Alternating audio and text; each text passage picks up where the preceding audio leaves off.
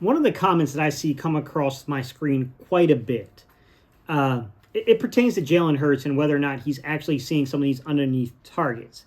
And I do think there were some cases earlier on in the season to where Jalen Hurts was clearly missing some of these underneath targets. I mean, no doubt about it. His eyes should have been there. He was keeping his eyes a little too long on plays developing down the field and missing those things. I mean, there are some legitimate criticisms there, but then there's also like criticisms I see like this past week where it's like, come on, man, y'all not being realistic to what the play design is and like what's happening. And the play that I'm discussing right now is while we have one side of the fan base that is ready with their pitchforks out to basically, show up at Kellen Moore's house and question his play calling ability, we got another side of, the fan base who's got equally amount of, tiki torches and pitchforks ready to go to Jalen's house. And the funny thing is like, it just, it just depends on the play, guys. Like each play has a different definition, a different reason for why things are happening.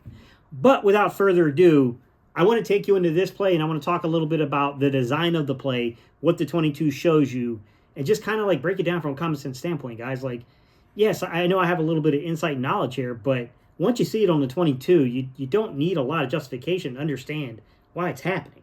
All right, y'all, let's get to the tape. I received some requests to break down the play call that resulted in a safety.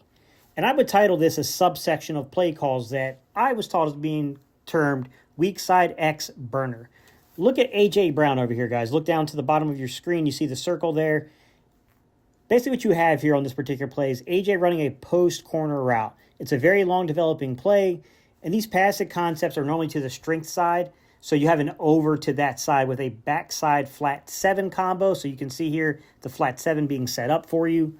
Now on the play strength side, you have an over route combo. This just means there's a dig that has a rounded stem to the top with an under route behind it. That can be a hook, a stick, a drag, whatever. So that's what it looks like, guys. You see the block, and then you got Goddard kind of leaking out, and then you have that over route.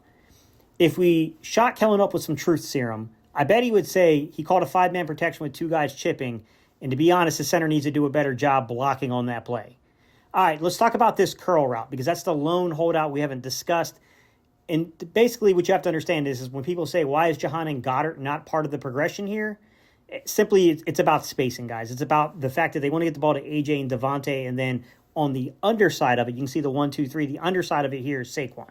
You're trying to get the ball into the playmakers. I'm not in the meeting room, so I can't say with 100% knowledge how it's coached up. However, in most places, the under route, which is Dallas is running, that's for an overloaded blitz. Okay, that's when you're looking for an overloaded blitz. Let's watch the tape and see if we see it. So what I see here is not an overloaded blitz. I see a replacement blitz. Okay, they drop one of the defensive linemen. They bring one of the linebackers. Is there single high off coverage on Jahan? Because that's the indicator for me, as a quarterback. When I see that, then I know kind of what's going on in terms of should I go to that curl route. All right, post-snap, you do get that. However, pre-snap, you don't get that look. So it's all about really and honestly like what you saw pre-snap. The pre-snap gave them the indicator to basically play through to that, essentially that backside flat 7 kind of concept, guys. So that's where he goes with the football. All right, the correct read, in my opinion, here is to Saquon. But you got to give Chris Shula, Witherspoon, and Cam Curl a little credit here, guys. They did a really good job communicating and covering. However, Cam Jurgens burned us. Look at this. Whoop. Yeah, you can't have that happen, man. There's just no time for Jalen to get around on this. Neville Gallimore has a great first step on that play. And, let's be honest, guys, it looks like he's using an old stab and rip move. And the footing on Jurgens, you can tell Jurgens just did not get good footing there, and boom, it's over. I want to go back and I want to revisit the conversation that is around this whole aspect and this whole idea to provide a little more clarification, guys, about why someone like Dallas Goedert and why someone like Jahan Dotson is really not a part of this read, right? Like I set it up to show you guys, right? On the front, what you would call basically, the backside of the play, okay? So where you have kind of the weak side aligned X wide receiver here, what you have here is a simple corner 7, right? A 7 flat route. That's the concept, that's the design. And then off of that, they're working what we would call an over. Now, an over is just a way of saying essentially a square in or basically a dig, guys. All it means is normally when you run a dig from the outside, like the outside receiver, they round it more. But when you go on the inside receiver, it's done a little bit more on actual 90-degree lines, if you will. Almost like you're trying to form a 90-degree angle, okay? So when you start rounding the inside receiver, that's normally a good indicator that there's another underneath route built into it that's also going to be a kind of short developing play. So that could be, anything from a hitch, that could be a hook, that could be, a slant, it could be a drag, whatever. There's another underneath route that's developing there. And then that dig route comes across formation, over the formation. So it becomes an over, okay? So in this situation where you have the 1, 2, 3, and mind you, I can point out and say, well, that's the 1 read, that's a 2 read. I think the post 7 is the real read here. I'm sorry, the 7 flat, my bad, guys. I think the 7 flat is clearly the real read here.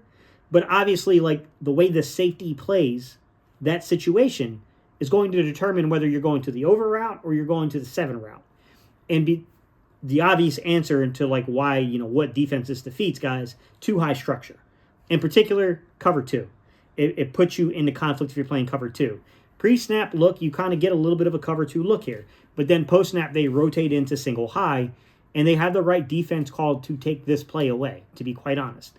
And that's the point of why you take and you use, essentially in there, that flat route. The ball's supposed to go to the flat route. That's the way the play is structured. So what is Goddard's route built in for? Why run that over concept on the front side of the play, right, on the play side? Why run that, right, towards your passing strength, if you will? The reason you're going to do that, guys, is because of the overload the blitz, guys. So they have a replacement blitz here, but they're still only rushing 4 people at the end of the day.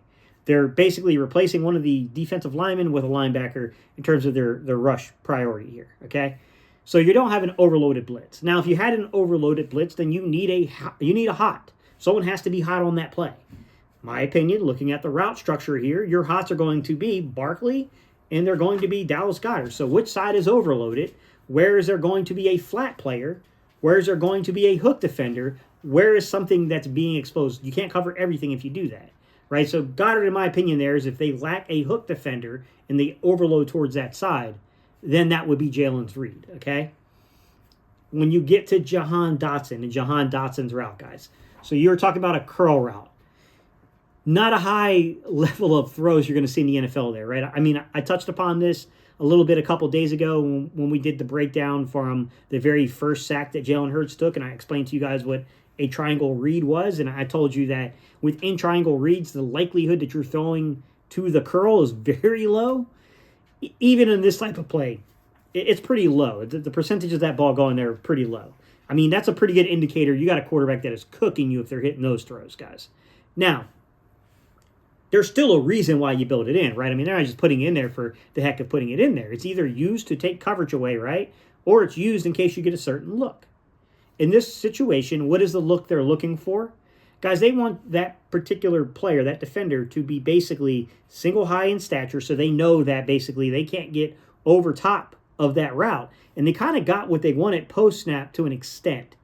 They had they had a flat defender that kind of fell back into it. So it kind of took it away a little bit. But if that ball's on a rope, you probably could make that play. But that's got to be decided in the film room, probably in the week's meetings leading up to it to see that, oh, they do this a lot. If we get this look, go immediately there with the football, guys. That's things that have to be taken care of inside of a meeting room, if I'm being honest about the situation. So when I look at that play, like, what is it? It's when a corner is going to play you 7, 8 yards off, right? So what are you going to tell your receiver? Close the distance between you and that corner.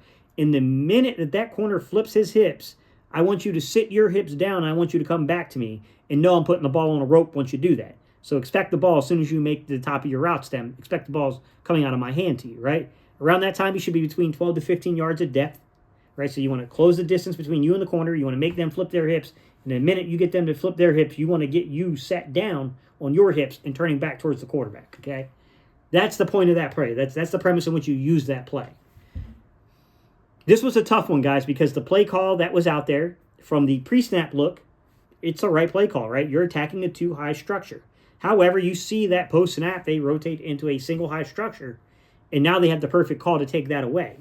To me, what you want to do here is not have Juergens get beat the way he got beat, and you want to get the ball off to Saquon out there in the flats.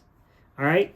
I'm not saying that you couldn't get the ball out there to Goddard. I'm just saying that, that's more of a dump off. You're just surviving that one, right? Like, you're dumping the ball off to Goddard. You know he's probably going to get tackled. Sure, the sticks, but Goddard's a big, strong dude. Maybe he breaks the tackle there. You just don't want to lead him into where it could be a pretty big hit there. You want to make sure that he knows the defender's closing in on him from the second level, because when they froze that shot, they neglected to show you that there is a defender who is coming from depth on that ball. you do, I'm not saying that the pass isn't there if it's not seen. I'm just saying that you do have to be careful with ball placement on that particular play. This is one of those situations to where I don't love the play call because of the given circumstances. I don't love this play call, to be quite honest. This is a terrible play call in terms of you just got your quarterback a little tweaked up with the knee. You know he doesn't have the same ability that he's going to have prior to this. And you're calling a play that, it's very long developing. It's going to take some time for that play to develop. Even if you got the look, which they got post-snap, and they did decide to put that ball in a rope out there to essentially Jahan Dotson on that curl route, it's 12 to 15-yard route that takes time to develop. That's a 5-step. It's going to take you some time. I don't love that, guys. I don't particularly love the entire setup that they did there, given the situation with your quarterback and being backed up against your own goal line. I know that it's not Kellen Moore's fault that Juergens got beat the way he got beat, because I don't care what you had called there, you were in trouble because of how quickly that guy, Neville Gallimore was on top of Jalen Hurts. We were in trouble with that play, no matter what they were doing. We got to be a little better. I'm going to give my guy Juergens a little bit of a pass, man. We're playing in a snowy, icy game. I think that's the part of being. It's not the snow, guys, as much as is the lack of footing because of the the mushiness and the slush that gets created in that type of snowstorm. It's not the nice fluffy kind of, oh, look at this pretty morning kind of type snow, guys. Still don't love the play call. I'm just gonna be honest. I didn't love that play call. I thought that play call was a little risky given the circumstances. You're backed up already inside your own 10. I don't know, man. I think you should have been trying to do something to create a very manageable third down situation there, so that way you have a better, opportunity of keeping your quarterback from taking another hit, but also keeping your kicking game in a place where you don't have to worry about the disaster happening from the kicking game, punting the ball as well. But I don't control things, guys. It is what it is. It was how it was. All we can say is that we got to be better, man. Some of these passing concepts and kind of the way we're structuring things, I think the no doubt situation to all this is we got to be better in this NFC Championship game. And I do expect them to be more aggressive in this game than they've been previously because, you're not trying to protect the quarterback anymore in terms of like interceptions and stuff. You got to gamble on this now. Now you're to the NFC Championship and you have the Super Bowl. This is when I think, I'm not saying you go crazy and you throw the ball 40 times, but I do think you got to be a little bit more aggressive in terms of, even if you only throw the ball 24 to 26 times in a game, the aggression's got to uptick a little bit. You got to be a little bit more aggressive. You got to push the issues a little bit more with your passing game because this is it, man. This is a 2-game season right now, right? Well, technically it's a 1-game season every week right now for 2 weeks, if you will, 3 weeks because we have the bye week if we win. So, you guys get my point. Like, you got to kind of throw caution to the wind now. At this point, you got to play tough. All right, guys. I appreciate y'all's time and attention, and I'll see y'all in the next video.